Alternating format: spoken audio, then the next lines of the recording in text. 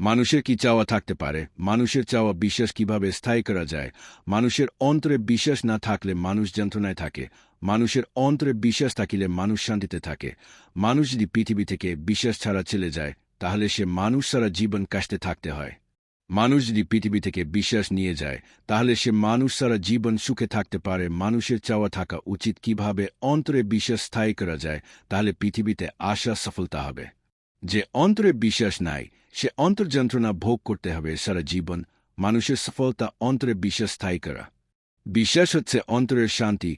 বিশ্বাস নাই, অন্তরের শান্তি নাই। বিশ্বাস আছে, অন্তরের শান্তি আছে। বিশ্বাস হচ্ছে আল্লাহ সব কিছুই করেন।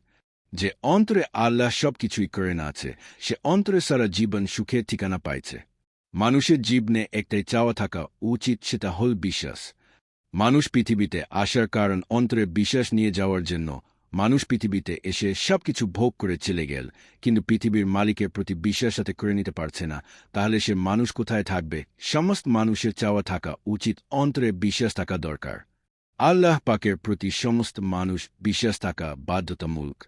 বিশ্বাস ছাড়া মানুষ হওয়া যায় না। বিশ্বাস থাকলে সৃষ্টির সেরা মানুষ হওয়া যায়। বিশ্বাস ছাড়া মানুষ সুপ্ত স্বভাবে থাকে। পৃথিবীতে বিশ্বাস ছাড়া কিছুই নাই। পৃথিবীটা হল বিশ্বাস। আল্লাহ পাক সব কিছুই করেন।